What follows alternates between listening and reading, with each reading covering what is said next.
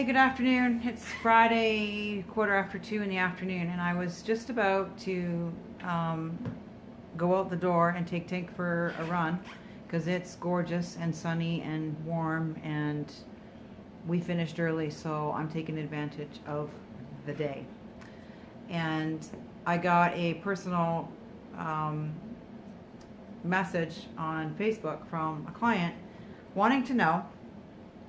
Um, Can you clean the area, or how do you clean the area on the nose of a pug? So rather than wait until I get back, I thought I'll do it now. Just get it out of the way because he's asking for a friend. And I don't have a dog to show you. I don't have anything. Got the shop all ripped apart. There's chaos everywhere because it's the last day of work, right? So we tear everything down and clean everything. So I'm kind of not really very well prepared. But at the same time, it works out perfectly because since the tub's all ripped apart, right, the matting, everything's all ripped apart, you don't have that kind of thing at home. We usually do this sort of stuff with pugs and bulldogs and the short-nosed dogs. We usually do a lot of that cleaning of those areas when they're in the bath. But most dog owners aren't going to have that kind of a situation set up. So in a sense, it's perfect. That's why I went ahead and did the live stream. So there's a few things to talk about with it.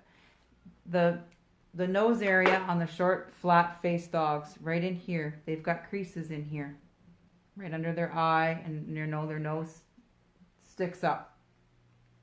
Sometimes you can pull this piece of skin back, and you can get access to in here. And you want to pay attention to it because it can get really red and raw, and it's moist a lot. It's got a lot of dampness in those areas on a lot of breeds.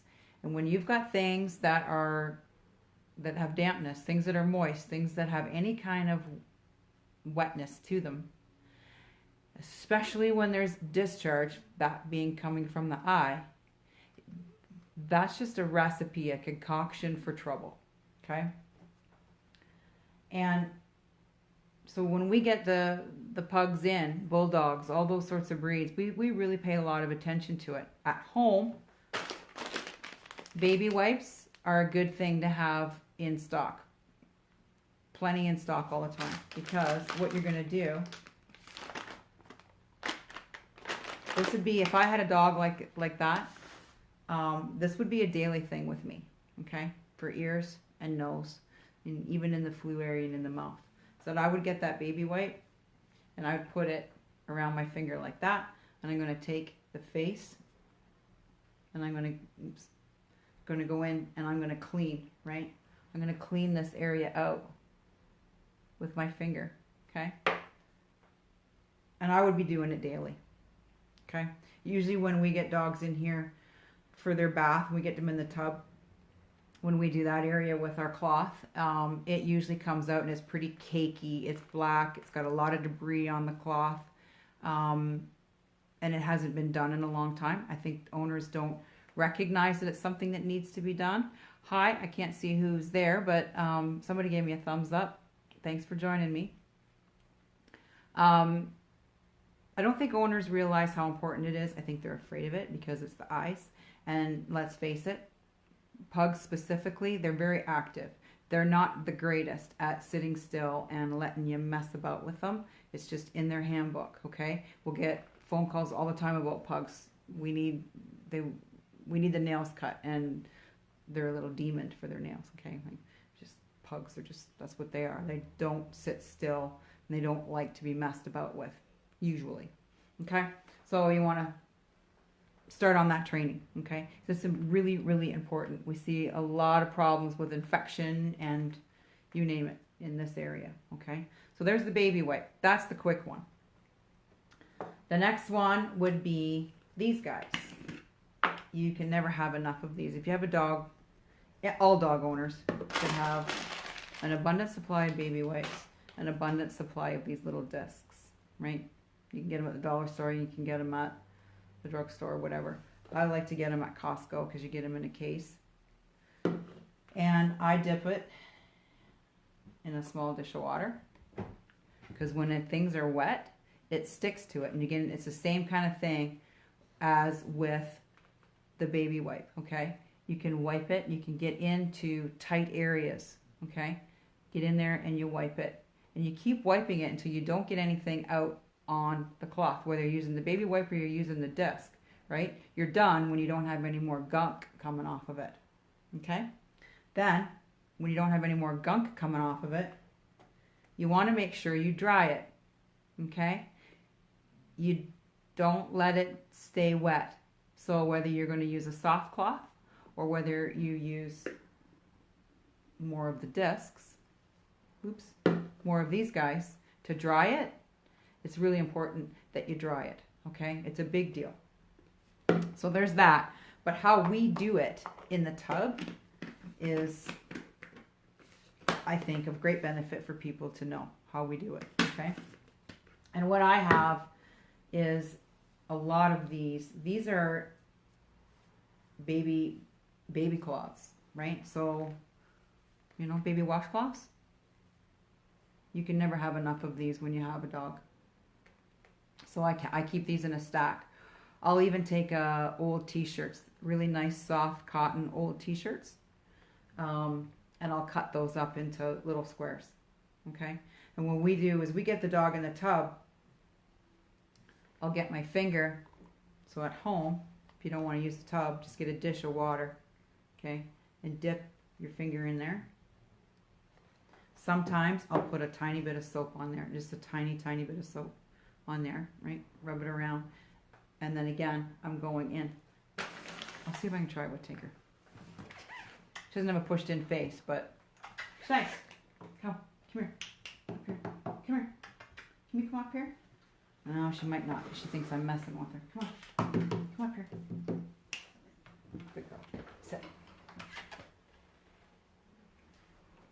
Let's see if we can see. Hi, Ashley. You've got a pug. Sit. Sit. Good girl. Right, so let's pretend that Tinker's got a pushed-in face like a pug. Let's just pretend she's a pug. I know, it's hard to visualize.